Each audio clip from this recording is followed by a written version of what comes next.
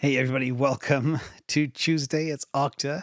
This is going to be a big knowledge bomb. I promise you that.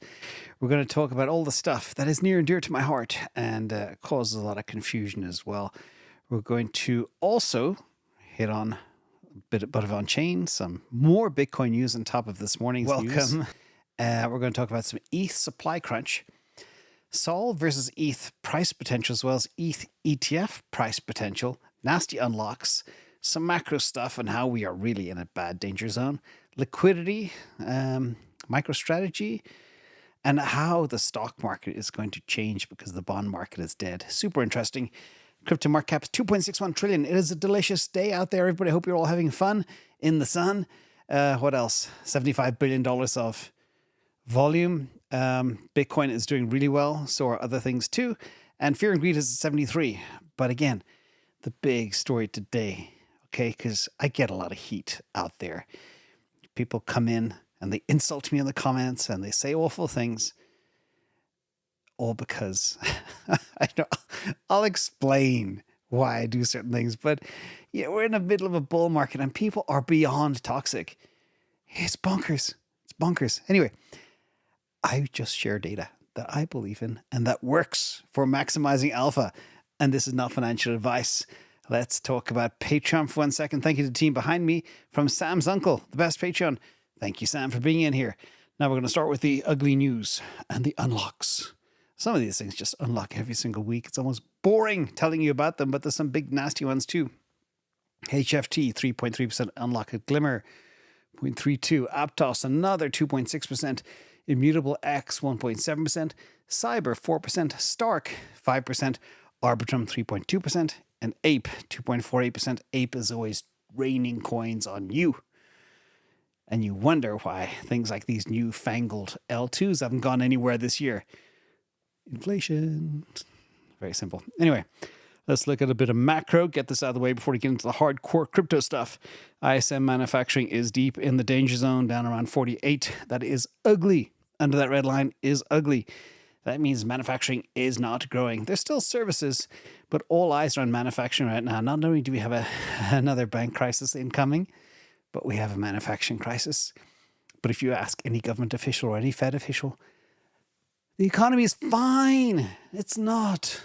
Unless, of course, all this data is like the CPI data.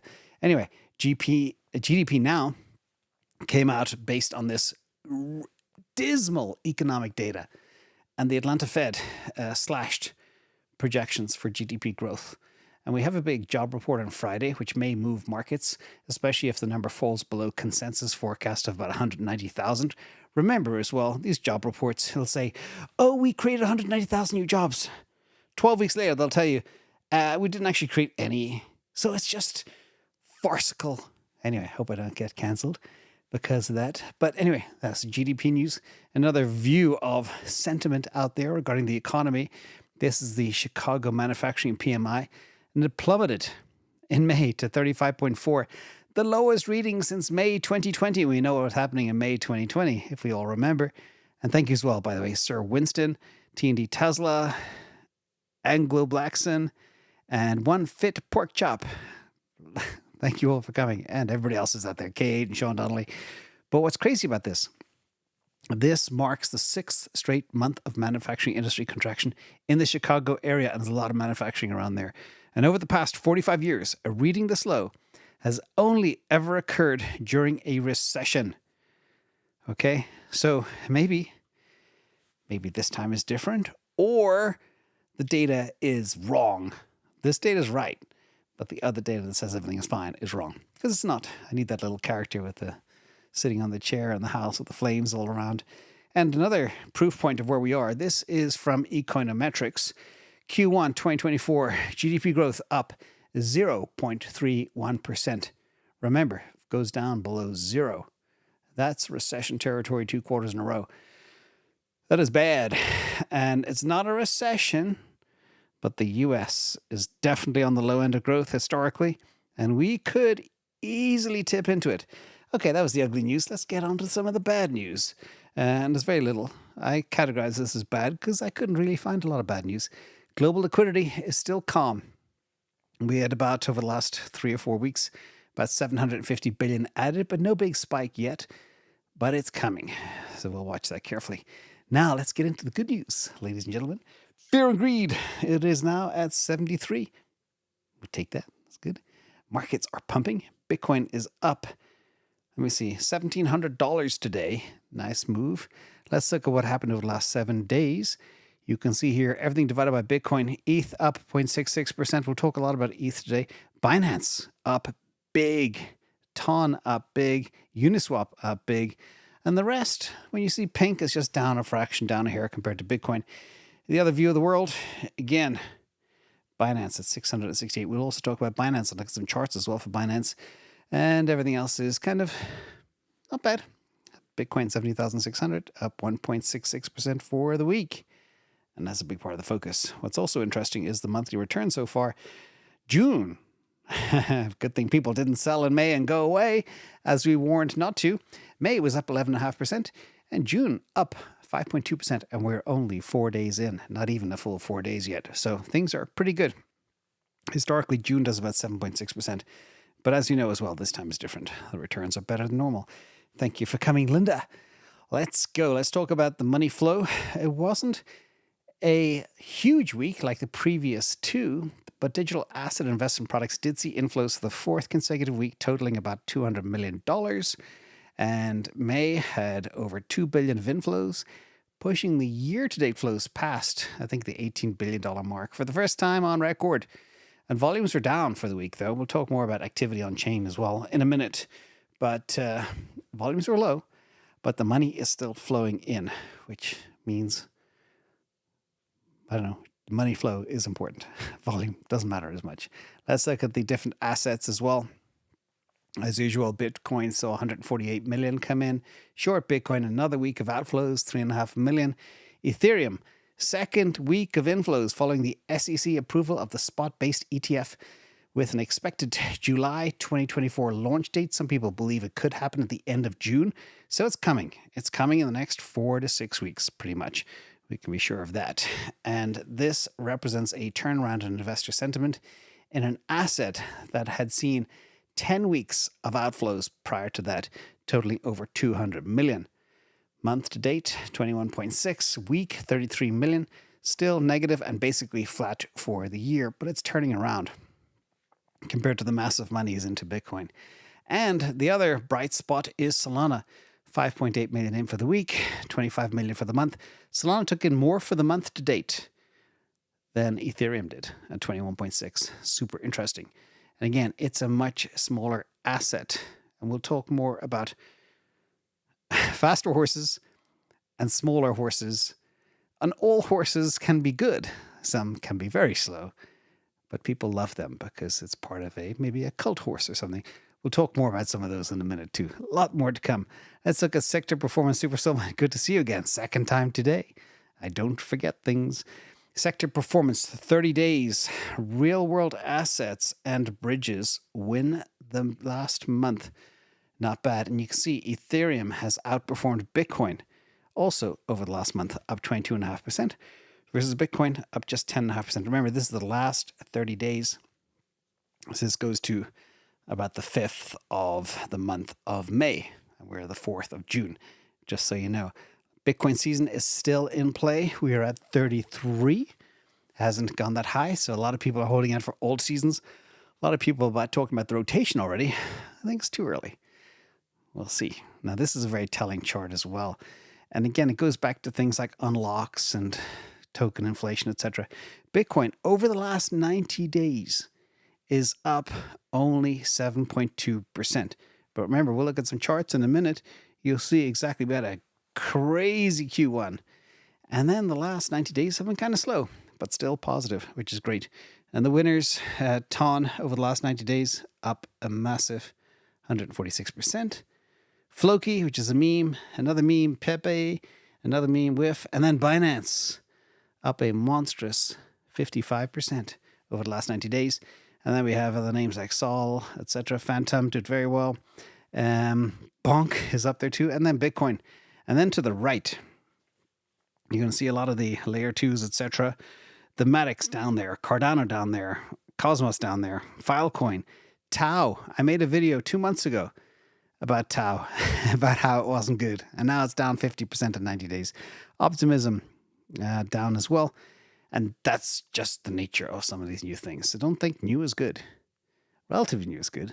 But anyway, we'll see. This is a cool chart as well. This is from James Van Straten.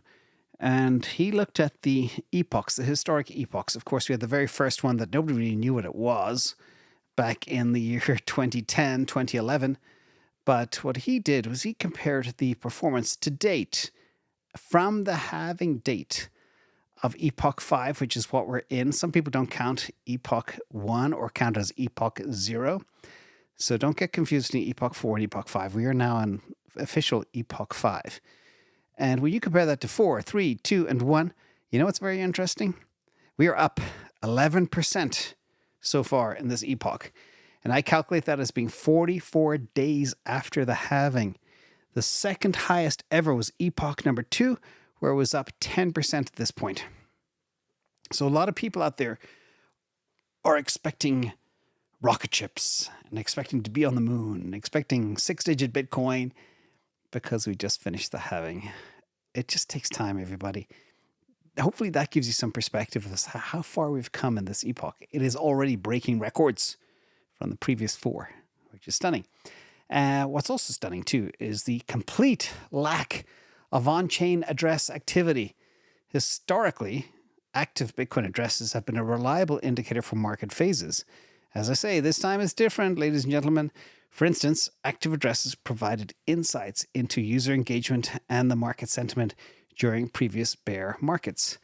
And 2022 data showed a stagnation in active addresses, aligning with the bear market. Now, the cyclical nature of Bitcoin's market forces usually has periods of reduced activity, followed by renewed engagement as the market conditions improve. However, this is now a 5-year low. We have not seen such lack of address activity since 2019. Okay? 2019. This time is different. All right. We are seeing all-time highs or super close to all-time highs. All right. Money flowing in like we've never seen before. And nothing's happening on chain because, as I said this morning, it's not a retail game. The institutions are buying, like the Wisconsin pension scheme. They are allocating to Bitcoin. And then that Bitcoin is getting shoved away in a vault somewhere within an ETF. It's not coming out to play again. It's not active on chain. So I think that's a big part of it too. The ETFs will help reduce this on-chain activity further as we go forward until, of course, retail steps in. So we're going to watch for that.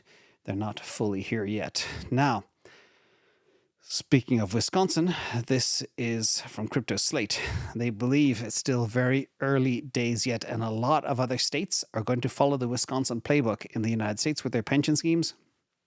And they are doing that probably as we speak. I pretty much guarantee you, nearly half of all the money flowing into the ETFs in Q2 will be from lookalike copycats who are following the Wisconsin playbook to allocate to Bitcoin. And now we're going to switch gears. We're going to talk about Ethereum. A lot of excitement about the ETH ETF last week. I did cover it too. And remember, I'm not against any coin, but I make my decisions based on what will get the maximum return. So let's talk about this for a second. ETH Supply Crunch. The launch of this ETH ETF, which is so hard to say, will potentially result in a supply crunch upon launch. This is from crypto accounting software firm called Integral. And their projection mirrors the sentiment around spot Bitcoin ETFs before their launch earlier this year. And the ETFs connected to the flagship crypto have experienced record inflows, and they believe the same thing will happen with Ethereum. Now, there's so much talk. Again, as I mentioned at the start, there's a lot of toxicity around different assets. If you are in the ETH club or the Bitcoin club or the whatever club it is, Coin XRP club, you don't like anything else. And I think that's a mistake. I think you should expose yourself to the fastest assets at the fastest point in time. So we're going to talk about a couple of things next. And I will follow this up with a quick paper. I'm going to write it together because I'm going to go pretty fast with a lot of complex stuff here. If you look at ETH Bitcoin charts since January 2020, okay, Ethereum has beaten Bitcoin by 169% over the last, call it 4.5 years. Not bad. Now, the ETH maxis will tell you, or the Bitcoin maxis will tell you ETH is bad. And the ETH maxis will tell you Bitcoin's bad. All right? So just remember that, first of all. If we look at a different point of time, we go back just since the bottom of the bear market. Ethereum, Bitcoin, since the bottom of the bear market is now down 34%. So Ethereum has not done very well against Bitcoin. Bitcoin has far outperformed. The question is, there's a difference in these two assets. Bitcoin got its ETF earlier. ETH is getting it now. And that's the calculus that I want to calculate for you all. Where could this drive the ETH price? And fortunately, we have this model here. Shout out to Sanjay as well. And Flo from Twitter, who posted this beautiful little table. They calculated the expected ETH flows being a percentage of what Bitcoin got into the bag, and then the impact on price using a multiplier. I'll break it all down later. If people are interested, drop a comment below. It is very interesting. It's exactly the type of modeling I love to do. So if you look at the price of ETH at the end of 2024, they have a bear market expectation of 4,428. Okay, the base, or the expected expectation, is 5,294, and that is based on 25% of Bitcoin flows coming in. And the bull is half of Bitcoin flows. I do not see that happening. But if that's the case, the price of Ethereum will go to 6,730 by year end. Interesting. Now, let's break it down in terms of returns and just have another visual of the price targets for this, because what I'm very interested in is the market cap, because this goes back to what I kicked off talking about. You have relative market caps. It's a huge part of how I invest. If you have two companies doing the same thing, but one has a much higher market cap than the other, you buy the cheaper market cap, as long as they are both equivalent and both good horses. This is sounding really crude. I always talk about faster horses, but now I'm going to throw in a curveball. We're going to talk about faster, smaller horses and why that's important. Okay?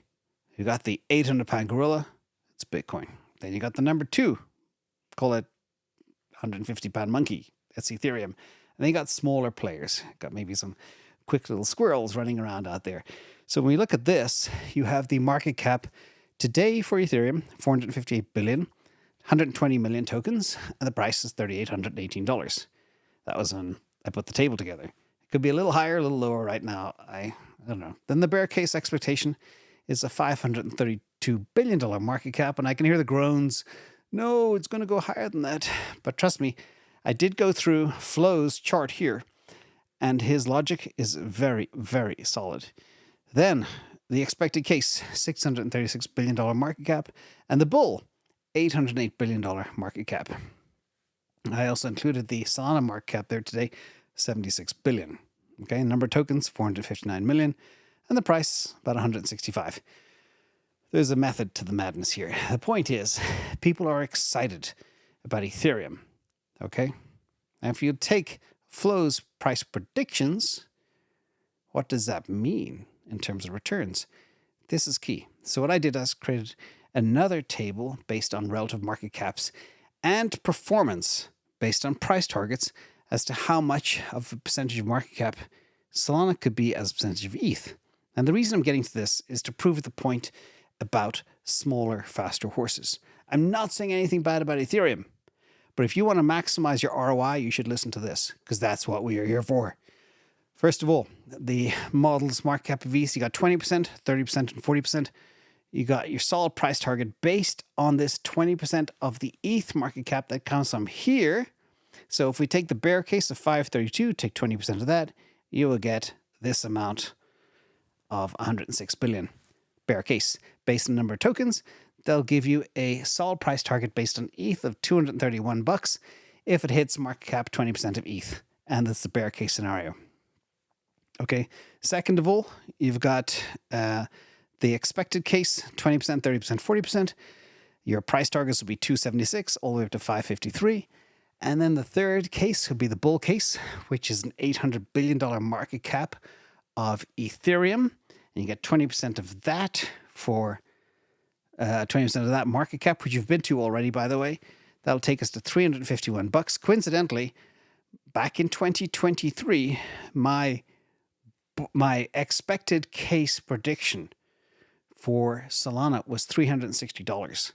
And look at this. If we take 20% of ETH market cap and their bull expectation, that gets us to 351. But if the market cap percentage goes higher, 30%, that goes to 527, and 40%, it goes to 703. Now, if you break all of this down as well, you get the following. Okay? I took the average expected value of the bear case, the base case, and the bull case. And then I calculated the ETH ROI based on those cases. So your ETH ROI, if you had a big bag of ETH, you'll make 15.9% in the bear case, you make 38.65% in the base case, and 76% in the bull case.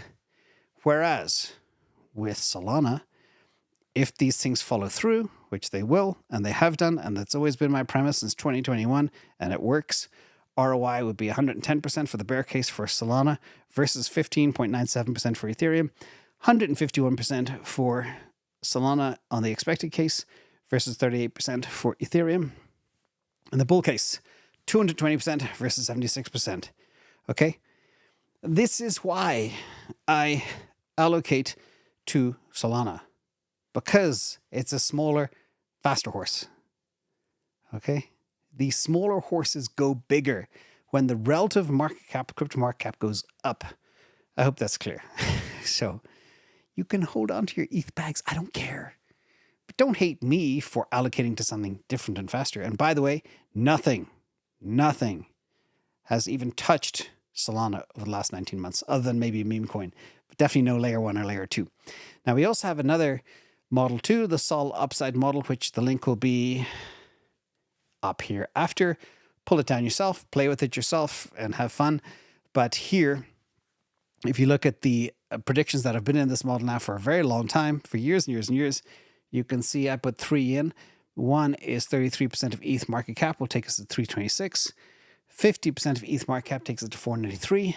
And 70% of ETH market cap takes us to 690. The combination of these two different methods will give you an idea as to which asset will continue to outperform. And there's no doubt in my mind that it won't. I will write this up in a paper later today because there's a few nuances to it you need to know. And then you can take that data and create your own model as well. Now, speaking of Solana 2, Solana launched 500,000 tokens in the month of May alone. That is absolutely crazy. Absolutely crazy. 500,000 new tokens vying for your liquidity. 99.8% of them will go to zero. Maybe 99.9%. Somewhere around there. Okay. New people coming to the space, playing with these new things, is buying a lottery ticket. Okay. Unless you're very good at timing, getting in and getting out, do not hold these bags. They are melting ice cubes like you've never seen before. Let's look at some developer activity on chain, which is another thing that I like to look at a lot. These are total repos and total sub ecosystems for all the top chains. Ethereum, the 800-pound gorilla again. I always say follow the developers, follow the money, follow the adoption. It's not hard. Ethereum, absolutely smashing it, but they've also been around for 8 years now. And they have a ton of repositories and a ton of sub-ecosystems. Number 2 in the box, all of a sudden, is Solana. Solana was number 3 up until recently, and now it's just jumped to number 2 because of total repositories. The more repositories you have, the more features and functionality your chain has. That's the simple way to think about it.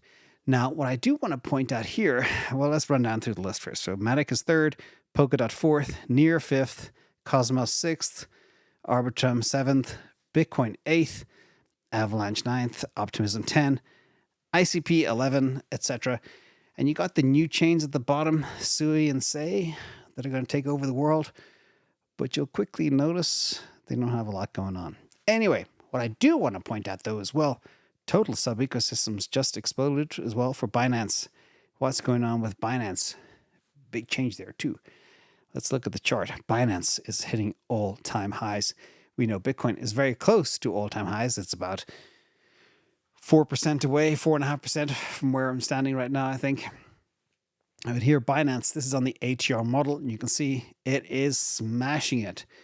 And it's kind of bizarre. You could nearly look at the timeline from which CZ went to jail and then the price going up.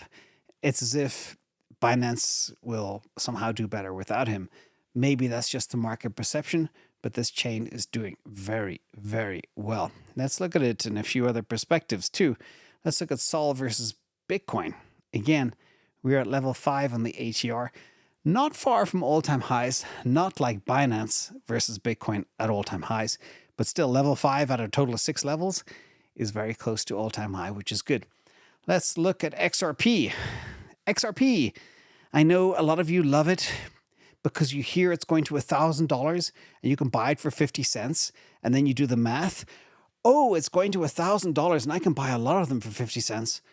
But the truth is, it's not going to $1,000, okay? Do not believe the thumbnails and what you read from the pumpers, okay? It's just a fact of life. XRP is breaking new all-time lows now against Bitcoin. All right? Do you want to be holding this bag or do you want to be holding Bitcoin? It's very simple, everybody. It's literally... I don't remember a time where I've seen the ATR model almost go below level 0. We made that a floor, so it will probably turn negative going forward. That is the danger of credit tokenomics and constant inflation for 8 years, everybody. Hope is not a strategy. Do not cling to your hope. And I'm not here to make you feel good. I'm here to help you get on the right path. Cardano is another one. Cardano versus Bitcoin. I went down this path. You can see here, they're probably a level 0.3 against Bitcoin. Again, if you're holding Cardano and not Bitcoin, you are losing a lot of money. If you're holding Solana against Bitcoin, again, over this period of time, you're doing very well. If you bought the Solana bottom, you are smoking Bitcoin and everything else. Okay, that's just a simple fact of life. But these charts are hopefully very easy for you all to read. Let's talk about stocks for a minute. And I feel like I feel like I'm disappointing some people today, because I'm not talking up their bags. I'm just trying to share facts. Okay, this is the last stock market of the last 7 days. Nvidia up 2%, Apple up 2%, Microsoft down 3.5%, Google down 2%, Amazon down 1%, Tesla up a little bit, 1%, I think. And yeah, the rest is kind of mixed. The pharma companies are doing very well. I don't know why that is, with Fauci on the stand and stuff, but the world confuses me. Now, BlackRock. This is the first day, this is from yesterday, the first day of the MSCI launch. Typo there, sorry. MSCI, which is the new index that has allocated to MicroStrategy. And BlackRock, in just one of their ETFs, had to buy over $6 million of MicroStrategy on one day. And remember, there are tons and tons of ETFs and funds that allocate to this MSCI asset. And this will bring about that perpetual bid. In fact, let's see how MicroStrategy did today. I know it was up over $100 at one stage. It's up another 1650. And it's so funny because it was only at, I think it was around 1300 the other day. Bonkers. It's gone up a lot. And this has a big impact on it. Now, this is another interesting thing as well for risk assets. And this is a very prophetic statement from Luke Groman, retweeted by Preston Pish. And I won't show the chart because the chart actually had nothing to do with this as well. But the chart shows we are in the early innings of a $130 trillion bond market cramming into a $65 trillion equity market, a $14 trillion gold market, and a 1.3, that should be $1.4 trillion Bitcoin market. It's now $1.4 trillion as we speak. And every time this drives UST yields too high. US policymakers backfill the bond market with more USD liquidity. Wash, rinse, repeat. This is the money printer going into high gear. The other most critical thing is the traditional 60-40 portfolio is already dead, but most investors still don't realize it. The point I'm making here is there is way more money in bonds that has to find a new home if people want to get a return on their assets. It'll be pushed into equities, it'll be pushed into gold, it'll be pushed into Bitcoin. How do you shove $130 trillion into 1.3 trillion? Answer me that in the comment below if you figure it out. It's like, I don't know. I nearly said something bad there. So that's crazy. And in other stock news too, just to show you how things have changed. This chart is from Gallup poll. Shout out to Sanjay as well for sharing it with me. The chart shows you the percentage of US adults with money invested in the stock market between 1998 and 2024. It includes individual stocks, mutual funds, and self-directed retirement accounts. Now, the key points here, which I pulled out of this, first of all, there's been a massive dip after 2009, the first big red dot. What happened in 2009 was the global financial crisis. People got hurt. They lost faith in stocks. Then they waited about 15 years. 15 years, okay? So between 2009 and 2014, after the financial crisis, it fell down to about 51%. That was only half of people would have stocks. And then over the last 3 years, 2021 to 2024, has been the upward trend, getting back to 62, which was the same level we were at before the financial crisis in 2007. Now, the reason this is happening is because people they're not getting the return they need, that magical 14% that I always talk about, by investing in kind of things like index funds, etc. But they need now individual stocks more than ever. That's why I believe the trend now is for people to pick out and exercise key winning stocks, because now people realize as well, it's the top 7 stocks in the top 500 S&P American companies that make all the return. So people are getting back on the stock bandwagon after a very, very long 15-year dip. And I think that's fascinating. So people are taking more control over their own destiny. And that's why I try to do what I do, to try to help people see as much of this as they possibly can. So yes, the message from this slide is take control of your own destiny. Okay?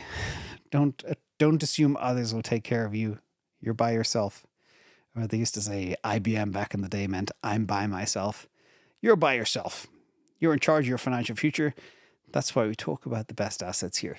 Hope you like the show. Thank you all for coming. A little bit of a weird octet today, but I had to dispel why we do certain things. And remember, okay, relative market caps, the smaller, faster horses will do better than the bigger, faster horses. It's just mathematics, everybody. Such an important lesson. Write that down. Make sure you understand it. And I will write that paper later today because it's so important. Thank you all for coming. Hope you enjoyed the show. Thank you to Mods in Chat, Sean Donnelly, and everybody else. And we have Mudroy out there in the Czech Republic. Thank you as well for coming. And everybody else in the house. See you later. Bye-bye.